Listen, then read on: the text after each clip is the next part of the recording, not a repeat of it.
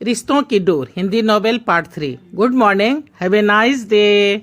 Hello India. बड़ों को ढेर सारा प्रणाम, छोटों को ढेर सारा प्यार, और मेरे सारे सब्सक्राइबर कैसे हो आप सबको ढेर सारा Ram Ram, Ganpati Bappa Morya. Welcome back to my YouTube channel Simi की डायरी में आप लोगों का ढेर सारा स्वागत है। दोस्तों, रिश्तों की डोर ये हिंदी नॉवेल है हमारी जो अभी चल रही है, और इसका थर्ड पार्ट आज मैं आप लोगों के समक्ष रखने जा रही हूं। दोस्तों, मैं अब तक 4 हिंदी नॉवेल कंप्लीट कर चुकी हूं इस चैनल पे, और ये 5वीं हिंदी नॉवेल है। मैंने अब तक अपनी लाइफ में 40 हिंदी नॉवेल लिखे हैं, और उस 40 हिंदी नॉवेल में से 7 हिंदी नॉवेल्स आप लोगों के समक्ष रख चुकी हूँ। 3 हिंदी नॉवेल जो है सो मेरा कंप्लीट हो चुका है सिमी की डायरी ऑफिशियल में, प्यारी भूतनी, भूल भुलैया, ये कैसी जिंदगी, और उस पे मेरी 4थी हिंदी नॉवेल चल रही है वारिस। और इस चैनल पे मेरी 4 हिंदी नॉवेल कंप्लीट हो चुकी है। पहला उधार का सुख, दूसरा मीठी, तीसरा डैड मेरी शादी करा दो, चौथा सपने पूर्व जन्म के, और ये रिश्तों की डोर ये मेरी 5वीं हिंदी नॉवेल है जो इस चैनल पे चल रही है। इसका 2 पार्ट मैं रख चुकी हूँ। आज थर्ड पार्ट में आप लोगों का तहे दिल से स्वागत करती हूँ। अब तक आप लोगों ने देखा कि प्रतिमा अपनी चंडाल चौकड़ी यानी अपने दोस्तों लोग के साथ जो है सो शॉपिंग मॉल गई हुई है। उसकी एक फ्रेंड की शादी है तो उसी में ये लोग शॉपिंग करने गई है। और इधर सोमेश जो है उसका भी दोस्त का शादी है तो वो भी गिफ्ट खरीदने के लिए उसी मॉल में गया हुआ है। वहीं सबों की भेंट होती है, सभी आपस में चुहलबाजी करते हैं, बातचीत करते हैं, और साथ में चाय नाश्ता भी करते हैं। उसके बाद फिर अपने अपने घर को चले जाते हैं। फिर इन लोगों की मुलाकात जो है सो राकेश की शादी में होती है। राकेश की शादी में प्रतिमा भी आई हुई है, क्योंकि दुल्हन जो है वो रीटा वो प्रतिमा की दोस्त है, और राकेश जो दूल्हा है वो सोमेश का दोस्त है। तो वहीं इन लोगों की मुलाकातें होती है, शादी का सारा विधि व्यवहार चल रहा है, गपशप हो रही है। तो वहीं इन लोग एक दूसरे को देखते हैं, एक दूसरे से मुलाकात होती है। तो अब तक मैं यहाँ तक रख चुकी हूँ, अब आगे आप लोगों के समक्ष रखने जा रही हूँ। तो देखिए कैसा लगता है। बहुत खूबसूरत लग रही हो, बहुत खूबसूरत लग रही हो। अचानक पास में किसी के फुसफुसाने की आवाज सुन प्रतिमा चौंक पड़ी। अरे आप? हाँ मैं। चलिए, आपने पहचाना तो सही। कैसी बातें कर रहे हैं? राकेश मेरा अच्छा दोस्त है और रीटा मेरी। चलिए, हमारी अच्छी निभेगी और शायद मिलने मिलाने का मौका और भी मिले। अच्छा, आपको मिलते रहने का बहुत शौक है? हाँ, समों से तो नहीं, बस कुछ खास लोगों से ही। अच्छा चलिए, ये भी अच्छी बात है। अब आप कुछ ले, मैं आती हूँ। आज तो बातें करने का मौका दीजिए। उस दिन तो आपकी सहेलियों ने बातें करने का मौका ही नहीं दिया। बातें? कैसी बातें? यही कुछ अपने बारे में बताइए, कुछ मेरे बारे में पूछिए। जी। प्रतिमा शर्मा गई। कहीं बैठे? हाँ आइए। दोनों एक जगह बैठ गए। तो बताइए आपके बारे में। अपने बारे में? हाँ, अपने बारे में कुछ बताइए। आपके घर में कौन कौन है? जी, मैं, मेरी नानी यानी मम्मी की मौसी और मम्मी, बस, और कोई नहीं। और आपके डैड? कभी देखा नहीं, ना ही कुछ उनके बारे में जानती हूँ। मामा डॉक्टर है, मेरे लिए ही वक्त नहीं निकाल पाती है, तो अपने अतीत के बारे में क्या बताएगी? और आप? मैं अकेला बेटा हूँ अपने पापा का। मेरे मम्मी पापा का तलाक हो गया है। एक बहन थी जो माँ के साथ चली गई है। कभी भी हम सबों की दूसरी मुलाकात आपस में नहीं हुई। मम्मी और बहन की फोटो तक हमारे पास नहीं है। चलिए, कम से कम आपको ये तो पता है कि आपकी मम्मी है, पर मुझे तो ये भी नहीं पता कि मेरे डैड जिंदा भी हैं या नहीं। बहुत दुख की बात है। जी, सो तो है। खैर, और कुछ बातें करें। आप क्या करती हैं? मैं बीएससी कर रही हूँ। जब मम्मी डॉक्टर है तो आपने इस बारे में नहीं सोचा? किस बारे में? डॉक्टर बनने के बारे में? नहीं, मुझे नौकरी करना पसंद ही नहीं है। पर क्यों? क्योंकि इससे घर के लिए वक्त नहीं मिल पाता, और खासकर बच्चों के लिए तो बिल्कुल भी नहीं। मैं नहीं चाहती मेरे बच्चों का बचपन भी मेरी तरह बीते। ओह, लगता है आपकी मम्मी काफी बिजी रहती हैं। हाँ। बच्चों के बारे में आपने अभी से सोच रखा है? क्यों? जी। सोमेश ने बातें कुछ इस तरह से की कि प्रतिमा शर्मा गई। कहीं आपने अपने जीवन साथी को भी तो नहीं ढूंढ लिया है? नहीं, अभी तक तो नहीं। यानी वैकेंसी है, चांस की उम्मीद कर सकता हूँ? धत। प्रतिमा शर्मा के भाग गई। सोमेश मुस्कुरा उठा। लगता है मैं भी इसे पसंद हूँ। रस्में रिवाजें चलते रहे। पूरी रात दोनों एक दूसरे को चुपके चुपके निहारते रहे। कभी नजर टकरा जाती तो दोनों मुस्कुरा उठते। प्रतिमा अंदर तक सिहर उठती, मानो उसकी चोरी पकड़ी गई हो। शादी धूमधाम से संपन्न हो गई थी। सारे विधि व्यवहार कंप्लीट हो गए थे। शादी धूमधाम से संपन्न हो गई थी। लड़की की विदाई हो गई थी। सभी खा पी करके अपने अपने घर की ओर बढ़ चले थे। गेस्ट होटल की ओर चल पड़े थे। प्रतिमा अकेली थी, बाकी सभी सहेलियां अपने परिवार के साथ आई थी।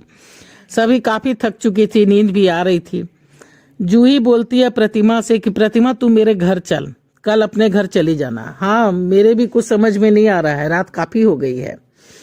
अगर आपको कोई एतराज ना हो तो मैं घर छोड़ दूं। तभी सोमेश बीच में बोल पड़ा, जी आप अभी तक गए नहीं? नहीं, बस निकलने ही वाला हूं। अरे हाँ बेटा, तू सोमेश के साथ चली जा, ये राकेश का अच्छा दोस्त है, मुझे रीटा की मम्मी बता रही थी। तभी जूही की मम्मी बीच में बोल पड़ी, ठीक है आंटी, जैसा आप लोग उचित समझे। सोमेश प्रतिमा को लेकर अपनी गाड़ी की ओर बढ़ चुका था। जूही परिवार के साथ गाड़ी में बैठ के जा चुकी थी। सभी गेस्ट विदा हो रहे थे। Bye bye. गाड़ी में बैठने के बाद सोमेश बोल रहा है, अगर मैं आपको आपके घर नहीं पहुंचा के कहीं और लेके भाग जाऊं तो? आप ऐसा कर ही नहीं सकते। क्यों? इतना विश्वास है मुझ पे? अभी तो हमारी 2-4 मुलाकातें ही हुई है। कभी कभी एक दूसरे को जानने के लिए एक मुलाकात ही काफी होती है, और कभी कभी तो बरसों लग जाते हैं, इंसान एक दूसरे को पहचान भी नहीं पाते। कहाँ रहती हैं आप? सोमेश ने उसकी आंखों में आंखें डाल के पूछा। प्रतिमा शर्मा गई, चुप रही। आपने बताया नहीं? जी, वो नटराजन महादेवन के आसपास। Are you sure? कहीं इधर ठिकाना आपका बदल तो नहीं गया है? जी, मैं समझी नहीं। समझ तो आप रही हैं, कहिए बताना नहीं चाहती।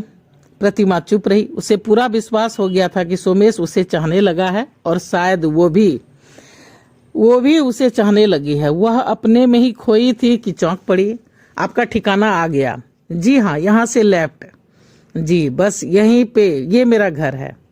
उतर जाती है। Thank you, good night. Good night. फिर कब मिले? क्यों, मिलना जरूरी है? आपको कैसा लगता है, बिना मिले रह पाएंगी आप? कोशिश करके देखिएगा। Bye bye. सोमेश खिलखिला करके हंसता हुआ चला गया। 1 महीने के बाद एग्जाम खत्म हो चुके थे। प्रतिमा को अब आराम ही आराम था। काफी देर हो चुकी थी। 2 कप चाय भी बेड पर ही लेटे लेटे पी चुकी थी, पर उठने का मन ही नहीं हो रहा था। तभी फोन की घंटी बज उठी थी। हेलो हेलो, अभी तक नींद में?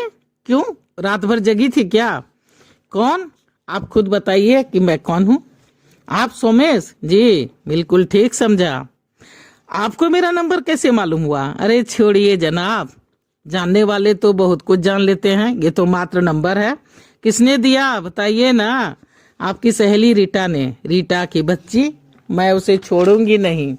क्यों, मेरा फोन करना आपको अच्छा नहीं लगा? तो मैं रख देता हूँ। नहीं, ऐसा तो मैंने नहीं कहा। अच्छा, एग्जाम कैसा रहा? ठीक ठाक। आप तो जानते हैं मुझे पढ़ने में उतना मन नहीं लगता, बस अच्छे नंबर से पास हो जाऊंगी। आगे क्या इरादा है? अभी तो कुछ नहीं सोचा। मैं बताऊं क्या? शादी और बच्चे। अगर इरादा हो तो धत। प्रतिमा ने फोन काट दिया। प्रतिमा शर्मा गई। बेटा, नाश्ता तैयार है, नीचे आओ, सुरभि इंतजार कर रही है। क्यों, आज ऑपरेशन नहीं है नानी माँ? ये क्या तरीका है बात करने का? सॉरी नानी माँ, सॉरी मौसी, वो माँ है तुम्हारी, मैं मानती हूँ वो तुम्हें टाइम नहीं दे पाती है, पर तुम्हारे हर सुख दुख का उसे पता है, और वो इसका पूरा पूरा ध्यान भी रखती है। आखिर उसका तुम्हारे अलावा और है भी कौन?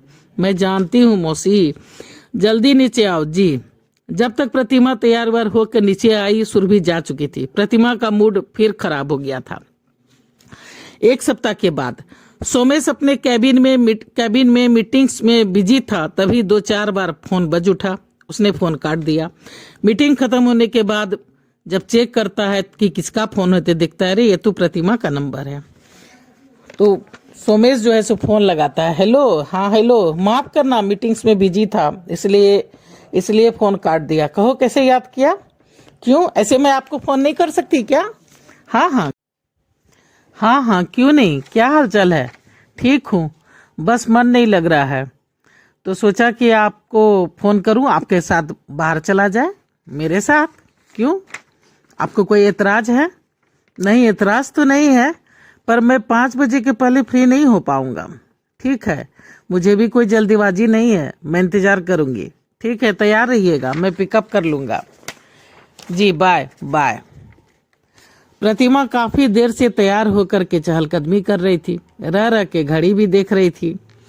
तभी उसकी नानी मौसी पूछ बैठती है, क्या बात है, कहीं बाहर जाना है? हाँ मौसी, कोई खास? जी। प्रतिमा शर्मा गई। चलो अच्छा हुआ कोई तुम्हारी जिंदगी में तो आया, पढ़ने लिखने में तो तुम्हारा मन लगता नहीं है। कम से कम शादी के बारे में ही सोचो, सेटल हो जाओगी तो ठीक रहेगा, तेरा अपना घर परिवार होगा, मन लगा रहेगा।